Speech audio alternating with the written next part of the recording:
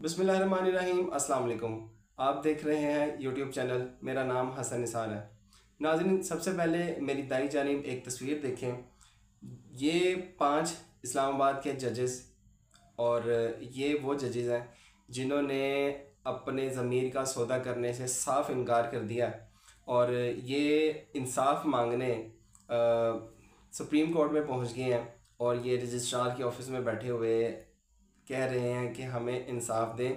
और ये वो लोग हैं जिन्होंने पाकिस्तानी कौम के लिए इंसाफ की राह हमवार करनी है।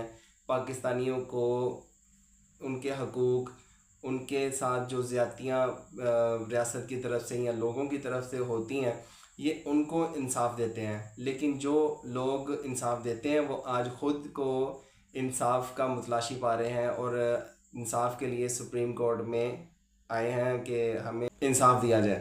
तो यहाँ पर सुनवाई तो बहुत मुश्किल है कि यहाँ पे सुनवाई हो पाए, क्योंकि यहाँ पर 26वीं आईनी तरमीम के ज़ुमरे में जो लोग यहाँ पे तैनात किए गए हैं, यहाँ पे जो लाए गए हैं, उन्होंने इस टाइम पूरा कब्ज़ा किया हुआ है। जो आला ओहदा है, आला कुर्सी है, उसके ऊपर विराजमान है कि एक गरीब को, एक जो आम जो जज है, जो आवाम के साथ इंसाफ के साथ चलना चाहता है, उसको यहाँ पर जो है वो इंसाफ नहीं मिल पा रहा। खैर, ये जो जजेस हैं इनका तो अब आना जाना लगे रहेगा, क्योंकि जब तक ये अपने ज़मीन का सौदा नहीं कर लेते, ये इंसाफ के लिए यहाँ पर तो दरबदर होंगे। अच्छा नाज़रीन, इसके साथ दूसरी ख़बर ये है जो मैं आपको देने जा रहा हूँ, वो ये कि जो सीएम पंजाब हैं मरीम नवाज़ साहिबा, वो ये फरमा रही हैं कि जनरल आसिम मुनीर की क़यादत में पाकिस्तान ने भारत के ख़िलाफ़ जंग जीती। नाज़रीन, ये वो लोग हैं जो कई सालों से पाकिस्तान के ऊपर हुकूमत भी कर रहे हैं, और गाहे बगाहे इनकी जो हुकूमत है वो पंजाब पर भी आती रही है। और आपने जब ये पनामा पेपर्स का केस पुटअप हुआ था और ये सामने आया था, तो इनके ख़ानदान ने बहुत से ऐसे बयान दिए थे जिनके ना सर थे ना पाँव थे, और ज़्यादातर इन लोगों के आपस में बयानात ही नहीं रलते थे। एक कहता था कि मेरा दादा बहुत गरीब था, एक कहता है मेरा दादा बहुत अमीर था, एक कहता है मेरा बाप बहुत अमीर था, एक कहती है मेरे दादा जो है वो गरीब ख़ानदान से, मेरे बाप गरीब ख़ानदान से था, लोहे का काम करते थे। अब इनके आपस में ही जज्बात नहीं रलते, इनके ख़यालात नहीं रलते, इनके बयानात नहीं रलते। उसकी एक मैं जनरल सी आपको मिसाल दूँ। जब ये इंडिया के साथ हमारी जंग हुई, तो उसमें उज़्मा बुखारी कहती हैं कि नवाज शरीफ साहब ने जो जंग का डिज़ाइन था वो ख़ुद तैयार किया।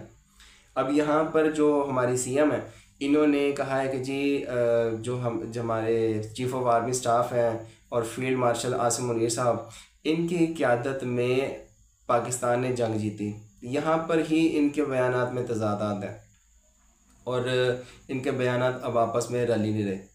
तो ये पता नहीं किस तरह की सियासत, आज भी ये 90s की सियासत में झूल रहे हैं, उसके जो है ना वो झूले में झूल रहे हैं। अभी तक इनको सियासत करने नहीं आई। ये मॉडर्न दौर है, सोशल मीडिया का दौर है। एक चीज़ जो है ना वो फ़ौरन से सामने आ जाती है, कौन झूठ बोल रहा है कौन सच बोल रहा है, सारा कुछ वाज़ेह हो जाता है। लेकिन फिर भी ये वो उसी सियासत में, ये पेपर की और कलम की सियासत में है। ये अब मोबाइलों की, जो कीपैड की, ये सारा कुछ वो सियासत चल रही है। अच्छा नाज़रीन, इसके आगे वो तीसरी ख़बर जो मैं आपको देने जा रहा हूँ, वो काशिफ़ अब्बासी साहब जो हमारे जर्नलिस्ट हैं, ARY पे ऑफ एयर है। पिछले तकरीबन 1 साल से ये ऑफ एयर है, सिर्फ एक अपनी डॉक्यूमेंट्री जो इन्होंने बनाई थी उसकी वजह से। अच्छा, ये फरमाते हैं कि जिस मुल्क में मुसन्नफ़ ही इंसाफ के लिए दरबदर हो, इस मुल्क में इंसाफ के निज़ाम की क्या हालत होगी। आपके ये अभी मैं आपको जो बता के गुज़रा हूँ, यही काशिफ़ अब्बासी साहब भी जो है ना वो दोबारा फरमा रहे हैं कि जजेस ख़ुद जो है ना वो इंसाफ के लिए मुंतज़िर हैं कि हमें इंसाफ दिया जाए।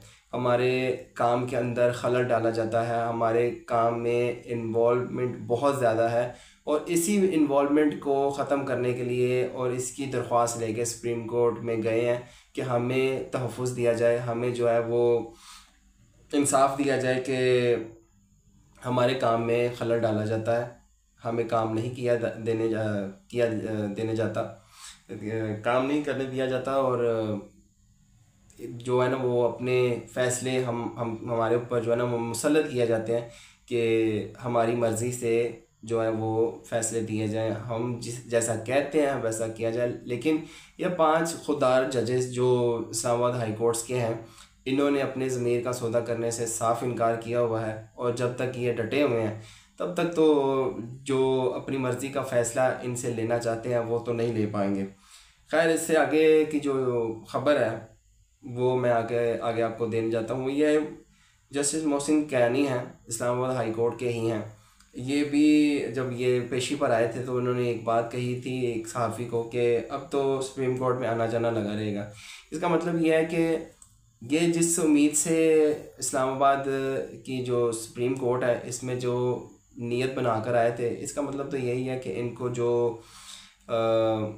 इंसाफ चाहिए था या जो ये इंसाफ चाहते थे ये तो नहीं मिल सका। लेकिन ये अपनी कहने का मतलब ये है कि ये अपनी एफ़र्ट जो है वो जारी रखेंगे तब तक। जैसे इमरान खान साहब कह रहे हैं कि हमें अदालतों से ही उम्मीदें हैं, हमें जो है वो अदालतें ही जो है ना वो इंसाफ देंगी, तब तक ये भी उम्मीद बांधे हुए हैं, इमरान खान ने भी उम्मीद बांधी हुई है कि कभी ना कभी जजेस जो है ना वो अपने ज़मीर की आवाज़ सुनेंगे और गरीब के लिए आवाज़ उठाएंगे।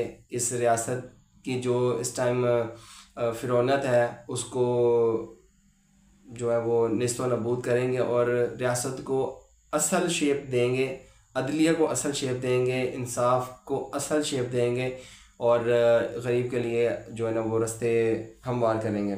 अच्छा नाज़रीन, इसके आगे जो ख़बर है वो ये कि राना सनाउल्लाह की तरफ से ये ख़बर है, वो फरमाते हैं कि हम कोशिश करेंगे, जो ट्विटर पे जो इमरान खान साहब का ट्विटर हैंडल है उसके बारे में ख़बर है, हम कोशिश करेंगे कि इमरान खान का ट्विटर अकाउंट बंद किया जाए क्योंकि ये मुल्क दुश्मन अकाउंट है। अच्छा, ठीक हो गया। अच्छा, इमरान खान साहब ने आज तक भी कोई इस तरह का मुल्क दुश्मन या मुल्क ना जो जिससे नुकसान हो रहा हो, इस तरह की कोई भी ट्वीट नहीं की। सिर्फ ये कहते हैं कि जो अदारे अपनी हदूद में रहकर काम नहीं कर रहे वो अदारे अपनी हदूद में जाएं, अपनी हदूद से तजावज़ ना करें, अपने इख्तियारात को इस्तेमाल करें, उससे इख्तियारात जो उनसे तजावुज़ ना करें। सिर्फ इमरान खान साहब इतना कहते हैं। अच्छा, इसके ऊपर जो एक शायर हैं और हमारे एक जर्नलिस्ट भी हैं अहमद फरहाद साहब, वो भी ये फरमाते हैं इसके राना सनाउल्लाह साहब को उन्होंने जवाब देते हुए ये कहा कि ये खौफ की इंतहाई सतह है जब आप किसी का ट्विटर अकाउंट भी आपके लिए डरावना ख्वाब बन जाए। अच्छा, वो शख्स जो अडयाला जेल में कैद है, रियासत के अंडर वो है, हर तरह का उसके ऊपर जुल्म जबर, उसके ऊपर फस्तायत, हर किस्म का जुल्म, उसकी बीवी के ऊपर जुल्म, उसकी पार्टी को क्रश कर दिया, उसके साथ मुलाकात नहीं करवाई जाती, उसकी बहनों की मुलाकात नहीं करवाई जाती। लेकिन सिर्फ हालांकि उन ये सब जानते भी हैं कि उनका जो ट्विटर हैंडल है वो ख़ुद नहीं ऑपरेट करते क्योंकि जेल में तो इस तरह की सहूलत तो होती नहीं, इस तरह की फैसिलिटी तो ये खुद देते नहीं। हालांकि ये जानते भी हैं कि ये ख़ुद शख्स इस्तेमाल नहीं करता, इसकी जगह पे कोई और शख्स है जो इस्तेमाल करता है, लेकिन फिर भी इनके ट्विटर हैंडल की इतनी पावर है कि रियासत फिर भी इनके ट्विटर हैंडल को बंद करने के लिए कोशिश करने पर मजबूर है कि हम किसी तरीके इनके जो ट्विटर हैंडल है इसको बंद करें, और इतना खौफ है। अच्छा नाज़रीन, एक आखिरी ख़बर जो आज की थी वो मैं आपकी खिदमत में पेश करने जा रहा हूँ। वो भी ख़बर जो है वो राना सनाउल्लाह के ऊपर ही है। अच्छा, आपने ख़बरों में ये देखा होगा कि जी पाकिस्तान का इत्तेहाद हो गया सऊदी अरब के साथ, हरमैन और शरीफैन की जो सिक्योरिटी है वो जो हमारी फ़ौज है उसको मिल चुकी है, और ज़ाहिर है उनके लिए वो कुछ पैसे भी देंगे, उनकी तो तनख्वाहें भी लगेंगी। तो ये सारा कुछ क्योंकि उनके पास पैसा है तो वो पैसा फेंक तमाशा देख वाला सिस्टम है उनका, वो इस तरह के लोग हैं। तो खैर, हमारा एक मुआहदा हुआ है उनके साथ कि जो सऊदी अरब के ऊपर हमला होगा या उनके ऊपर किसी किस्म का जो जारहियत होगी वो तसव्वुर किया जाएगा पाकिस्तान के ऊपर भी। अगर सऊदी अरब के ऊपर हमला होगा तो फिर पाकिस्तानी फ़ौज और पाकिस्तान भरपूर इसका जवाब देगा, और माहिदा बेसिकली यही तय पाया है। अच्छा, अब राना सनाउल्लाह साहब जो फरमा रहे हैं वो ये कि दुनिया में जहाँ कहीं भी किसी भी मुसलमान मुल्क के साथ ज़्यादती होगी तो ये मुस्लिम वर्ल्ड सुपर पावर वहाँ जाकर उसका नोटिस लेगा, मींस के उनके साथ जाकर जंग करेगा। अच्छा, राना सनाउल्लाह साहब पिछले कई सालों से फ़लस्तीन बार बार पुकार रहा है, बार बार इस्लामी दुनिया के जितने भी इस्लामी ममालिक हैं उन सब को पुकार रहा है, उसने सब को पुकार के देख लिया है और चीख चीख के पुकारा है कि हमारी मदद को आएँ, हमारी मदद को आएँ। लेकिन यहाँ से किसी किस्म की आवाज़ नहीं निकलती। जो लोग निकालते भी हैं उनको जबरी तौर पर गुमशुदा किया जाता है या उनको गिरफ़्तार कर लिया जाता है। कई हुकूमती वज़रा अगर बात करने की कोशिश भी करते हैं तो उनको मैसेजेस आ जाते हैं कि आपने इसराइल के ऊपर बात नहीं करनी, आपने फ़लस्तीन के ऊपर कोई बात नहीं करनी। तो फ़लस्तीन तो पुकार रहा है, चीखो पुकार कर रहा है कि हमारी मदद को आएँ। वहाँ पर नस्ल कशी की जा रही है, बच्चों को ज़िबा किया जा रहा है, लेकिन यहाँ से कोई आवाज़ नहीं निकलती।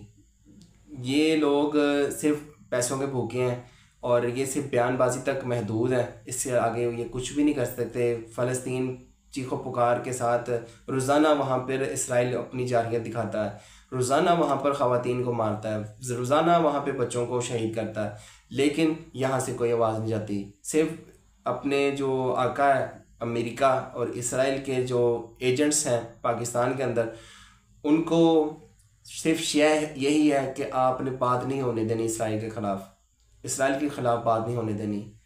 फ़लस्तीन के अंदर बच्चे मरते हैं तो मरते जाएं, क्योंकि उनकी जानों की कोई कीमत नहीं है इनके सामने। सिर्फ ये कीमत जानते हैं तो जानते हैं सिर्फ डॉलर्स की, जो इनको इसके इवज़ मिलते हैं कि अपनी ज़ुबान बंद रखनी है, अपना मुंह बंद रखना है। ये राना सनाउल्लाह साहब सिर्फ बयानबाजी तक महदूद ना रहें, अपने अमाल के साथ, अपने अमल के साथ भी अवाम को ये करके दिखाएं जो बातें आप करते हैं। आज के लिए इतना ही, मिलते हैं अगली वीडियो में इंशाल्लाह। ज़िंदगी रही तो तब तक के लिए अल्लाह हाफ़िज़।